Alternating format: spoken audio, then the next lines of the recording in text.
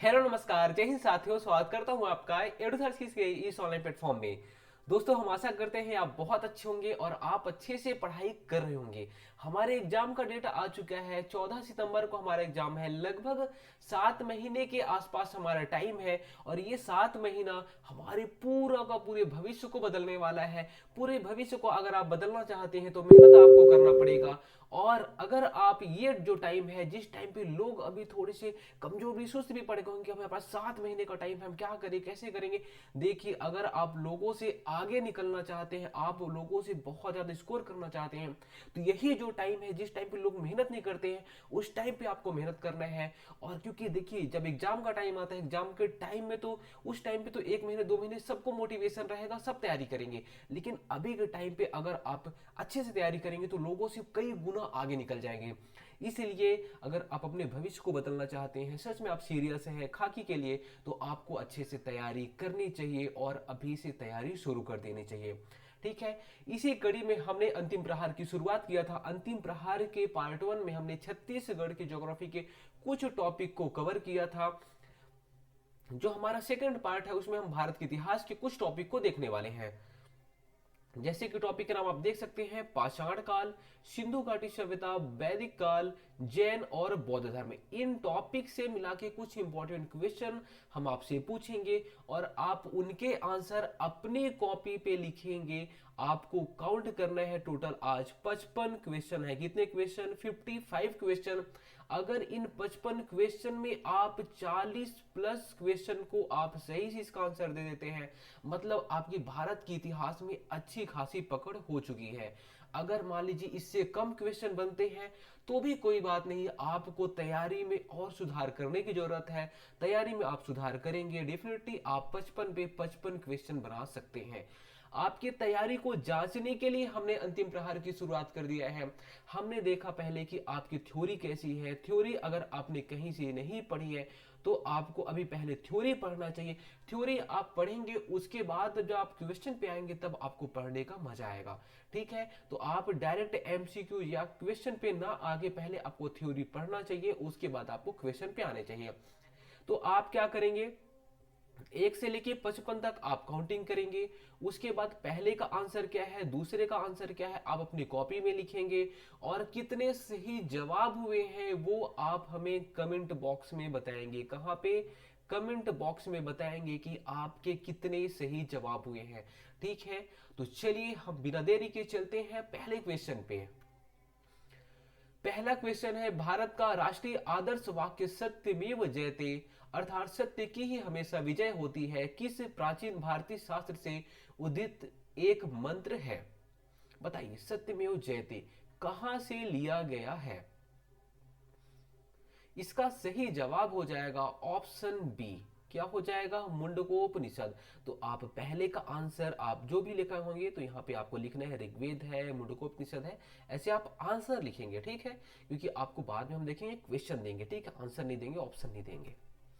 उसके बाद देखिए, स्तूप क्यों बनाए गए थे? ठीक है। आपने नाम सुना होगा, बौद्ध स्तूप बनाए हैं। तो जो स्तूप बनाए जाते थे वो क्यों बनाए जाते थे? इसका सही जवाब हो जाएगा ऑप्शन ए, पवित्र स्मृति चिन्ह रखने के लिए स्तूप बनाए गए थे। उसके बाद देखिए, सुत्त पिटक के संदर्भ में निम्नलिखित में से कौन सा कथन सही है? देखिए, जब आपका एग्जाम होगा तो आपको अभी यहाँ पे एक चीज और ध्यान देना चाहिए। हमारे एग्जाम में जब क्वेश्चन आते हैं तो यही क्वेश्चन रहेगा, लेकिन यहाँ पे लास्ट में दे देगा क्या सही नहीं है। ठीक है। तो ऐसी चीजों को भी हमें ध्यान देना पड़ेगा। ठीक है। तो आपकी क्वेश्चन क्या पूछा गया है? सुत्त पिटक के संदर्भ में निम्नलिखित में से कौन सा कथन सही है? बताइए कौन सा सही है। ठीक है। उम्मीद करता हूं आपने इसका आंसर लिख लिया होगा। इसका जो सही जवाब हो जाएगा वो हो जाएगा ऑप्शन बी। यह मगध के शासक और बुद्ध के बीच की बातचीत से संबंधित है। क्या है? सुत्त पिटक। चलिए अब आगे चलते हैं। अब यहां से आपकी असली कहानी शुरू होगी। चलिए बताइए, महाजनपद काल की जानकारी बौद्ध ग्रंथ के किस निकाय से मिलती है? लिखिए लिखिए, आप आंसर लिखिए। यहां पे क्या होगा? इसका जो सही जवाब हो जाएगा वो हो जाएगा अगुत्तर निकाय। क्या हो जाएगा? अगुत्तर निकाय। चलिए फिर आगे बताइए, जैन धर्म के प्रथम तीर्थंकर का नाम बताइए, क्या नाम है? जैन धर्म के प्रथम तीर्थंकर का नाम क्या है? इसका सही जवाब हो जाएगा ऋषभ देव। क्या नाम है? ऋषभ देव। उसके बाद देखिए छठवां क्वेश्चन, 23वें तीर्थंकर का नाम क्या है? बताइए बताइए बताइए। 23वें तीर्थंकर का जो नाम है वो है पार्श्वनाथ। क्या नाम है? पार्श्वनाथ। अगर चिन्ह की बात की जाए कि इनका जो चिन्ह है, प्रतीक चिन्ह है, वो क्या है, तो आपको वो याद रखना है, सांप है। क्या है? सांप है। ठीक है। तो 23वें तीर्थंकर का नाम क्या है? पार्श्वनाथ है। 24वें तीर्थंकर का नाम बताइए क्या है? बताइए बताइए। इसका जो सही जवाब हो जाएगा वो हो जाएगा महावीर। क्या हो जाएगा? महावीर स्वामी। महावीर है ना। फिर बताइए कि जो महावीर स्वामी थे इनका प्रतीक चिन्ह क्या था? ये हमारा 8वां क्वेश्चन है। इसका सही जवाब हो जाएगा सिंह। क्या हो जाएगा? सिंह या शेर। चलिए आगे। 9वां क्वेश्चन, महावीर स्वामी का जन्म कहां हुआ था? चलिए बताइए। इसका सही जवाब हो जाएगा कुंडल ग्राम। कहां पे हुआ था? कुंडल ग्राम। मान लीजिए आपने कुंडल ग्राम आपको नहीं पता था, आपको वैशाली पता था, तो भी आप इसको सही जमाना। ठीक है, सही मान लेना। तो वैशाली बोलिए या फिर कुंडल ग्राम, वैशाली में ही था, कुंडल ग्राम में हुआ था। चलिए आपसे हम एक्स्ट्रा क्वेश्चन पूछ लेते हैं कि कब इनका जन्म हुआ था, कौन सी ईस्वी में इनका जन्म हुआ था, आप ये बता दीजिए। कब? 540 ईसा पूर्व। ठीक है, 540 बीसी या फिर 540 ईसा पूर्व। फिर उसके बाद 10वां क्वेश्चन है, इनको जो महावीर स्वामी जी हैं, इनको जो ज्ञान प्राप्ति हुई है, वो किस नदी के किनारे महावीर स्वामी जी को ज्ञान की प्राप्ति हुई है, ये बताइए। कौन सी नदी के किनारे महावीर स्वामी जी को ज्ञान की प्राप्ति हुई है? सही जवाब हो जाएगा रिजुपालिका नदी। कौन सी? रिजुपालिका नदी के किनारे। उसके बाद 11वां क्वेश्चन है, किस वृक्ष के नीचे महावीर स्वामी जी को ज्ञान की प्राप्ति हुई है? बताइए कौन से पेड़ के नीचे महावीर स्वामी जी को ज्ञान की प्राप्ति हुई है?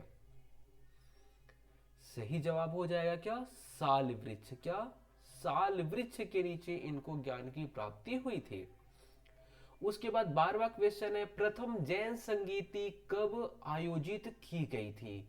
क्या प्रथम जैन संगीति अपने जैन धर्म का प्रचार प्रसार करने के लिए जो शासक लोग हुआ करते थे वो जैन संगीति आयोजित करते थे, तो प्रथम जैन संगीति कब आयोजित की गई थी? बताइए कौन से ईसा पूर्व में? बताइए बताइए बताइए। इसका जो सही जवाब हो जाएगा वो हो जाएगा 322 ईसा पूर्व। कब? 322 ईसा पूर्व में। अब बताइए जो प्रथम जैन संगीति आयोजित की गई थी वो कहां पे की गई थी? बताइए जगह का नाम बताइए कि जो प्रथम जैन संगीति हुई थी वो कहां पे आयोजित हुई थी? बताइए बताइए। कहां पे? अवंती पे, वैशाली पे, कहां पे? इसका सही जवाब हो जाएगा पाटलिपुत्र में हुई थी। कहां पे? पाटलिपुत्र, जहां पे पटना है, पटना या पाटलिपुत्र।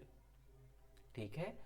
फिर उसके बाद आप बताइए कि अध्यक्ष का नाम क्या था? जो प्रथम जैन संगीति हुई थी उस समय पे जो अध्यक्ष हुआ करते थे, है ना, थे, उनका नाम।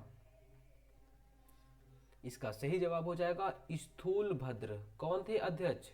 स्थूल भद्र। तो प्रथम जैन संगीति के टाइम में कब हुई थी, कहां पे हुई थी, अध्यक्ष कौन था, ये आपके यहां पे जवाब हो गए। आगे चलिए। उसके बाद 15वां क्वेश्चन है, गौतम बुद्ध के जन्म का प्रतीक चिन्ह क्या था? है ना, जैसे आपने महावीर स्वामी जी का देखा प्रतीक चिन्ह, वैसे गौतम बुद्ध का प्रतीक चिन्ह क्या था, ये बताइए। लिख लिया आप? चलिए। क्या था? कमल का फूल। क्या था? कमल का फूल। मान लीजिए अगर आप कमल का फूल नहीं किए हैं, सांड किए हैं, तो भी सही जवाब हो जाएगा। ठीक है, तो सांडी या फिर कमल का फूल दोनों सही जवाब हो जाएंगे। अब बताइए गौतम बुद्ध का जो जन्म हुआ था वो किस दिन पे हुआ था? बैसाख था, आषाढ़ था, श्रावण था, भादो था, आखिर था क्या? बताइए बताइए बताइए। फिर वैशाख या फिर आषाढ़ या सावन भादो क्वार जो भी कार्तिक होता है उस टाइम पे कौन से अश्व, मतलब जैसे कि हम लोग बोलते हैं ना कृष्ण पूर्णिमा चलता है, तो ये सब पूर्णिमा जो चलता है उसमें किस पूर्णिमा को हुआ था बताइए, कब हुआ था? इसका सही जवाब हो जाएगा बैसाख की कृष्ण पूर्णिमा को। ठीक है, बैसाख।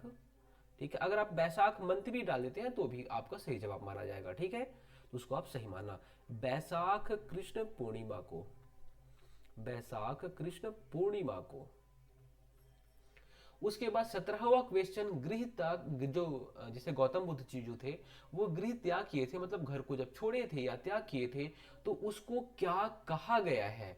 गौतम बुद्ध जी द्वारा गृह त्याग को क्या कहा गया है, ये आप बताइए।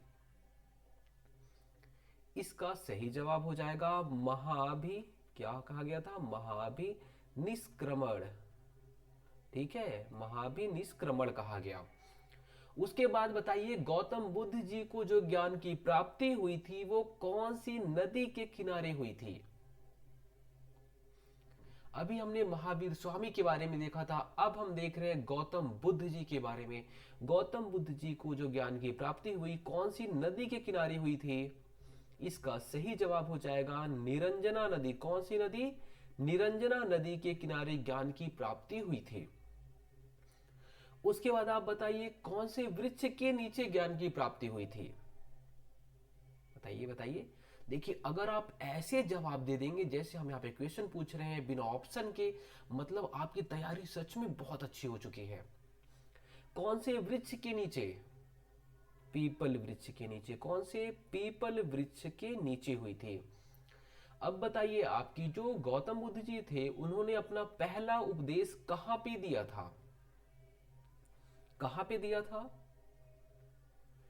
सारनाथ में। कहां पे? सारनाथ में उन्होंने पहला उपदेश दिया था। और जो पहला उपदेश दिया था उसको क्या कहा गया है? तो उसे कहा गया है धर्म चक्र प्रवर्तन। क्या कहा गया है? धर्म चक्र प्रवर्तन कहा गया है। ठीक है, चलिए तो प्रथम उपदेश सारनाथ। 20 क्वेश्चन हो गए, 35 और बचे हैं। बौद्ध संगीति, बौद्ध संगीति जो हुई थी तो तीसरी बौद्ध संगीति, हम आपसे पहला दूसरा नहीं पूछ रहे हैं, तीसरा पूछ रहे हैं।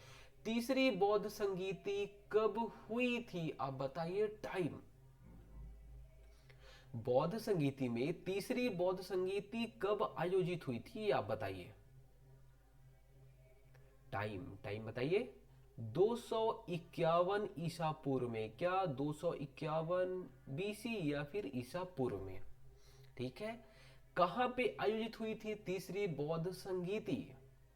जगह का आप नाम बताइए, स्थान का नाम बताइए, कहां पे आयोजित हुई थी तीसरी बौद्ध संगीति? आपको पहला भी याद होना चाहिए, दूसरा भी याद होना चाहिए, हम आपसे तीसरा पूछ रहे हैं, और चौथा भी याद होना चाहिए। ठीक है, चलिए आप तीसरे बारे की बताइए कि जो तीसरी बौद्ध संगीति हुई थी कब हुई थी? 251 बीसी में। कहां पे आयोजित हुई थी वो आपको पता रखना है। कहां पे? पाटलिपुत्र में। कहां पे? पाटलिपुत्र में आयोजित हुई थी। फिर बताइए अध्यक्षता कौन किया था तीसरी बौद्ध संगीति में? बताइए बताइए कौन अध्यक्षता किया था? इसका सही जवाब हो जाएगा मोगली पुत्र तीस। ठीक है, मोगली पुत्र तीस। उसके बाद बताइए उस टाइम पे जब तीसरा बौद्ध संगीति हुआ था उस टाइम पे शासक कौन था? कौन था? हमने आपको सब ट्रिक से याद कराया है खाकी बैच में, बताइए। इसका सही जवाब हो जाएगा अशोक। क्या हो जाएगा? अशोक। उसके बाद 25वां क्वेश्चन, विशिष्टाद्वैतवाद दर्शन किसने दिया था? विशिष्टाद्वैतवाद दर्शन किसने दिया था? सही जवाब रामानुजाचार्य। कौन? रामानुजाचार्य। शंकराचार्य ने विशिष्टाद्वैतवाद दर्शन को दिया था? आगे चलिए, 26वां क्वेश्चन, ऋग्वैदिक कालीन सामाजिक व्यवस्था कैसी थी? देखिए, शहरी या ग्रामीण, आपके पास दो ऑप्शन है। बताइए बताइए, अगर आप इसमें भी गलती करेंगे मतलब आपकी बहुत बड़ी गलती है, आपने अच्छे से नहीं पढ़ा है। बताइए, इसका सही जवाब हो जाएगा क्या? ग्रामीण। फिर बताइए, ऋग्वैदिक कालीन समाज की सबसे छोटी इकाई क्या थी?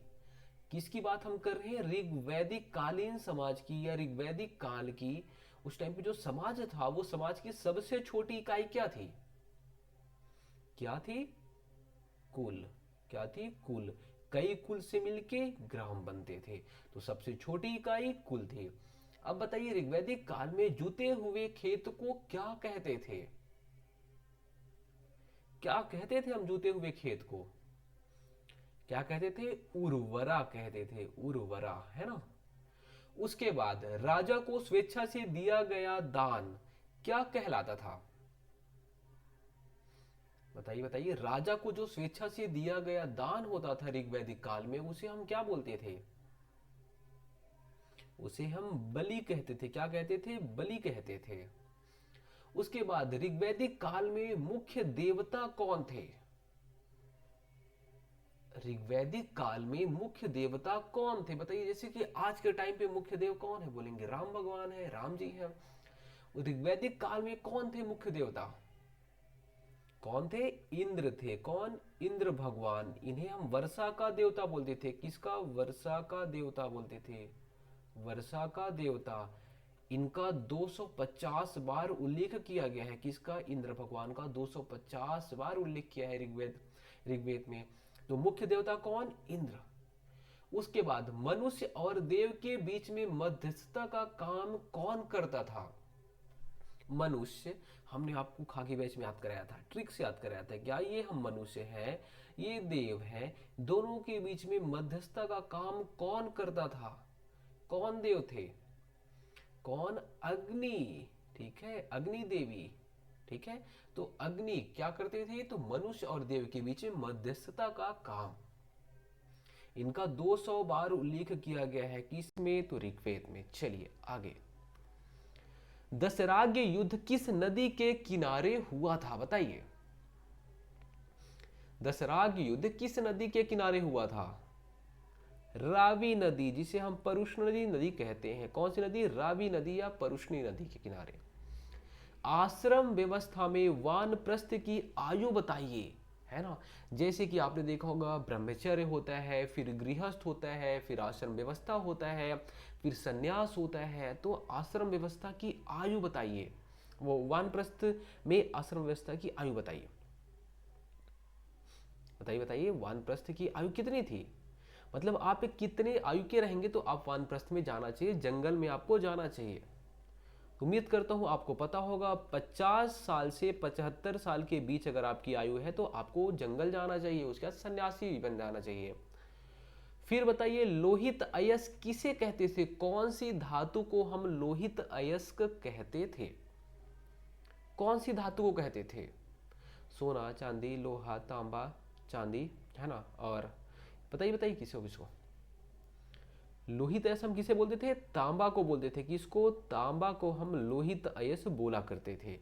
फिर बताइए कि सूक्त गाते समय अनुष्ठान किस वेद में है? जब हम सूक्त गाते थे और उस टाइम पे अनुष्ठान भी करने होते थे, तो सूक्त गाते समय अनुष्ठान किस वेद में है? चलिए हम आपको ऑप्शन दे देते हैं, ऋग्वेद, यजुर्वेद, सामवेद, अथर्ववेद। बताइए बताइए बताइए बताइए। इसका सही जवाब हो जाएगा यजुर्वेद। क्या है? यजुर्वेद है। फिर बताइए, कुरु की राजधानी कहां थी? जो 16 महाजनपद थे उनमें कुरु था। कुरु की राजधानी कहां पे थी? इसका सही जवाब, कुरु की राजधानी इंद्रप्रस्थ। कहां पे? इंद्रप्रस्थ में। उसके बाद यजुर्वेद के पाठकर्ता को क्या कहते थे? जैसे कि ऋग्वेद, ऋग्वेद के पाठकर्ता बताइए। चलिए हम बता देते हैं आपको, ऋग्वेद का हम बता देते हैं आपसे। ऋग्वेद के पाठकर्ता को हम क्या बोलते थे? होत्री बोलते थे। होत्री। यजुर्वेद के पाठकर्ता को हम क्या बोलते थे ये बताइए आप। यजुर्वेद के पाठकर्ता को हम अधर्व्यू बोलते थे। क्या बोलते थे? अधर्व्यू बोलते थे। ठीक है। ऐसे ही सामवेद के पाठकर्ता को उद्गाता बोलते थे। सामवेद के पाठकर्ता को हम क्या बोलते थे? तो सामवेद के पाठकर्ता को मतलब जो सामवेद पढ़ता था, यजुर्वेद पढ़ता था, तो यजुर्वेद जो पढ़ता था उसको हम अधर्व्यू बोलते थे। सामवेद के पाठकर्ता या पढ़ने वालों को हम क्या बोलते थे? तो उद्गाता बोलते थे। चलिए बताइए आप 38वां क्वेश्चन, हड़प्पा की खोज कब हुई थी? कौन से सन में हड़प्पा की खोज हुई ये बताइए आप। सही जवाब 1921। फिर बताइए कि जो हड़प्पा की खोज हुई थी वो किसके निर्देशन में हुई थी? किसके निर्देशन में हड़प्पा की खोज हुई? किसके किसके किसके किसके बताइए।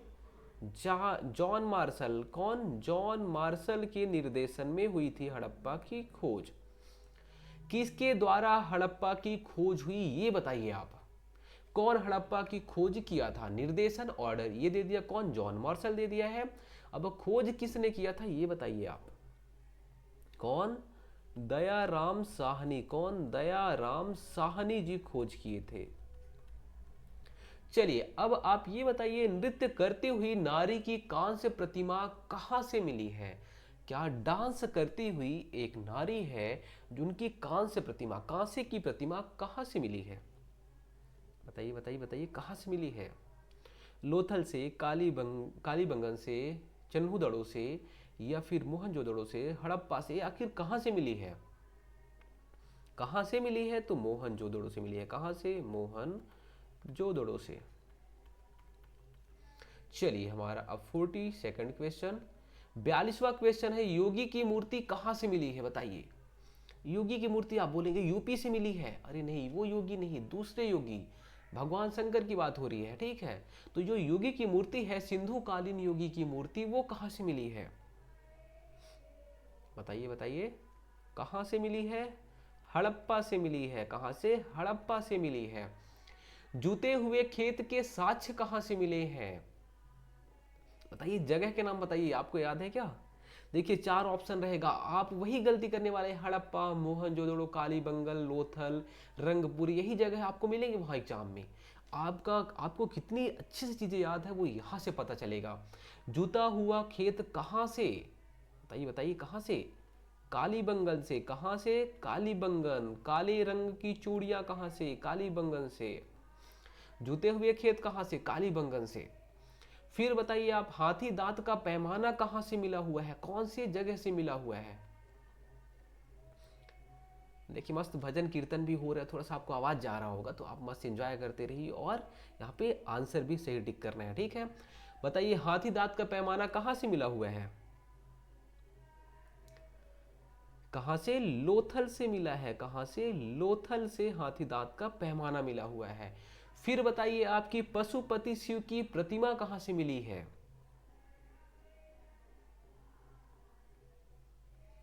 कहां से? मोहनजोदड़ो से। कहां से? मोहनजोदड़ो से।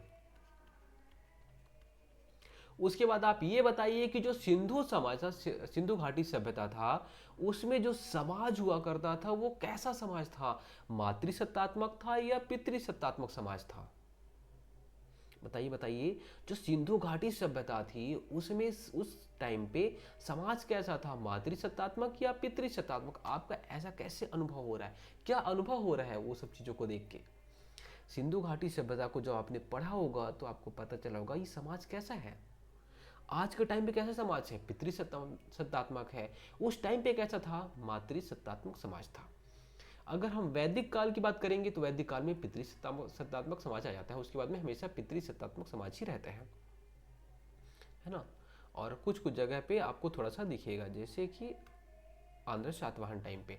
चलिए उसके बाद आप बताइए, व्यापार कैसे होता था? व्यापार कैसे होता था मतलब क्या सिक्का देंगे, है ना, जो नोट है आपके पास में आपकी जेब में 100 रुपए वाला, क्या उसको देंगे, वहां से फिर कोई चीज आएगा, है ना, या फिर कैसे बोलेंगे नहीं यार, मतलब कैसे व्यापार होता था? क्या अपनी जमीन जायदाद दे देते थे? आखिर व्यापार कैसे करते थे लोग? कौन सी प्रणाली व्यापारिक तौर पे यूज होती थी? बताइए कौन सी प्रणाली? सिंधु घाटी सभ्यता में कौन से क्वेश्चन है, सारे सिंधु घाटी सभ्यता के। तो सिंधु घाटी सभ्यता में जो व्यापार होता था वो व्यापार की प्रणाली कैसी थी, कैसी? टमाटर लो आलू दो, अच्छा आलू तुम्हारे पास ज्यादा है, उसे क्या बोलते हैं, वस्तु विनिमय प्रणाली। कौन सी, वस्तु विनिमय प्रणाली। उसके बाद आप बताइए माप तौल की इकाई कितने की गुणज में थी। जो माप तौल की इकाई थी सिंधु घाटी सभ्यता में वो कितने की गुणज में थी। सही जवाब 16 के गुणज में। 16, फिर उसके बाद 32, उसके बाद 48, ऐसे। फिर आप ये बताइए कि सिंधु घाटी सभ्यता में जो लिपि होती थी वो लिपि कैसी थी। लिपि जो लिखा जाता था वो कैसे लिखा जाता था, वो लिपि का नाम बताइए। सही जवाब क्या हो जाएगा, भाव चित्रात्मक लिपि। कैसी, भाव चित्रात्मक लिपि। भाव चित्रात्मक लिपि कैसे लिखी जाती थी, तो वो भी आपको याद रखना है, दाएं से बाएं ओर, ऐसे इधर से इधर, ठीक है, दाएं से बाएं ओर लिखी जाती थी। चलिए आप बताइए 50वां 50 अर्धशतक मार दीजिए। सिंधु घाटी सभ्यता इतिहास के किस कालखंड में आती है। सिंधु घाटी सभ्यता इतिहास के किस कालखंड में आती है, आप ये बताइए। प्रागैतिहासिक, आद्यैतिहासिक, ऐतिहासिक, बताइए। इसका सही जवाब हो जाएगा आद्यैतिहासिक। जब टाइम पे, उस टाइम पे लिखा जा, अगर मान लीजिए कोई लिख ही नहीं पा रहा था तो पढ़ेंगे कैसे, ना तो लिखा ना तो पढ़ा, उसे हम प्रागैतिहासिक बोल दिया करते थे। जब लिखे हैं लेकिन पढ़ नहीं पाया उसको हम बोल देते हैं सिंधु घाटी सभ्यता, या फिर सॉरी आद्यैतिहासिक काल। जब लिखे भी हैं और पढ़े भी हैं तो उसे हम ऐतिहासिक काल बोल देते हैं। आद्यैतिहासिक काल, सिंधु घाटी सभ्यता। उसके बाद अब हम पाषाण काल पे आ जाते हैं, पत्थरों का काल। कृषि की शुरुआत कौन से काल में हुई। कृषि की शुरुआत कौन से काल में होती है, पुरा पाषाण काल, मध्य पाषाण काल, नवपाषाण काल, बताइए कौन से काल में होती है कृषि की शुरुआत। सही जवाब हो जाएगा क्या, नवपाषाण काल। कब होती है, नवपाषाण काल में कृषि की शुरुआत होती है। फिर बताइए आग की शुरुआत कौन से काल में होती है, आग की शुरुआत कौन से काल में होती है। इसका सही जवाब हो जाएगा पुरा पाषाण काल। कब, पुरा पाषाण काल में आग की शुरुआत होती है। आग जलाना हमने कब सीखा, पुरा पाषाण काल में। कई लाख साल से लेके लगभग 12,000 साल के आसपास तक को हम पूरा पाषाण काल बोलते हैं। एग्जैक्ट ऐसा टाइम कुछ भी डिफाइंड नहीं है, बस माना जाता है। फिर 12 से 10,000 के आसपास में हम लोग फिर मध्य पाषाण काल, फिर 10,000 से 6,000 के आसपास में हम नवपाषाण काल मानते हैं।